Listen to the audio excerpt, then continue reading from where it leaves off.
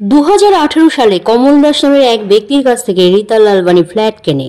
রীতা লালবানী একজন বিধবা মহিলা, তার 3 মেয়েকে নিয়ে জীবন কেটে যাচ্ছিল। তার নিজের রেজিস্ট্রি করা ফ্ল্যাট, যার দাবি করছেন অন্য কেউ। কমল দাস কি এই ফ্ল্যাট দুজনকে বিক্রি করেছে? মহিলা কি প্রতারণার শিকার হলেন?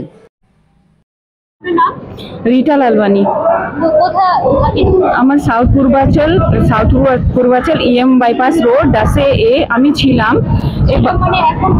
না, আমি এখানে আমাকে বাড়ি থেকে বের করে দিয়েছে। মানে আমি এই বাড়িটা 2018-তে কিনেছিলাম। নভেম্বর মাসে আমার রেজিস্ট্রি হয়েছিল। তারপরে আমি ওখানে থাকতাম, প্রায় 5.5 বছর থাকলাম ওখানে। তারপরে হঠাৎ একদিন আমি বাড়িতে ছিলাম না, আমি বাইরে ছিলাম। আমার কাছে একজন ওকিল জানে ফোন করেছিলেন। উনি বললেন যে আপনি কোথায় আছেন? আমি বললাম আমি বাইরে আছি। তো উনি বললেন যে আপনার এই বাড়ি থেকে আমরা তালা ভেঙে জিনিসপত্রটা বাইরে বের করে দিচ্ছি। হ্যাঁ ওকিল। আমি তো জানি না, আমি এগুলো কিছুই জানি না। অঙ্কুর চক্রবর্তী। হ্যাঁ, আমি নিজে কিনেছি, আমার রেজিস্ট্রি হয়েছে। হ্যাঁ, রেজিস্ট্রি আছে, আমার সব আছে। এটাও হতে পারে যে কেউ বাড়ি কিনেছে টাকা দিয়ে কিন্তু তাকে উচ্ছেদ করে দেওয়া। আমি তো নিজে বুঝতে পারছি না। আমি অত কষ্ট করে, আমি একজন উইডো লেডি, আমি অত কষ্ট করে, মানুষ জীবনে বাড়ি একবারে কিনতে পারে, আমি খুব কষ্ট করে কিনেছি। তারপরে আমার এবার এই অবস্থা হয়েছে, আমার নিজে থাকতে বাড়িও নেই। বাড়ির যে সরঞ্জাম সেইগুলো কি বের করে দিয়েছে? হ্যাঁ, আমার সব জিনিসপত্র রাস্তায় রেখে দিয়েছে।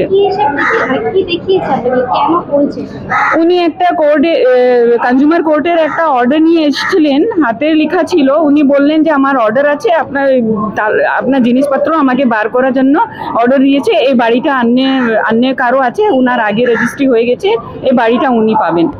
আমরা সাধারণত জানি রেজিস্ট্রি করা থাকলে কেউ বিক্রি করতে। হ্যাঁ, আমি তো ওটাই জানতাম। তারপরে আমি বললাম আমার সব কাগজপত্র রয়েছে, আপনি দেখে নিন, আমার সব ডকুমেন্টস আছে। উনি শুনতেই চাইছেন না।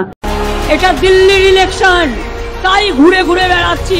এত রৌদ্রে, এত ঝড়ে, এত জলে বিজেপি যাতে একটা সিট না পায়। জীবনে বেঁচে থাকতে গেলে যেটা চাই সেটা হচ্ছে রুটি কাপড়া মাকান। এটাই আমার স্বাধীন হিন্দুস্তান। মা বোনেদের উলুধ্বনিয়ার দোয়া আর ভাইদের তালি। আগামী দিন বিজেপিকে ভারতবর্ষ থেকে করো খালি।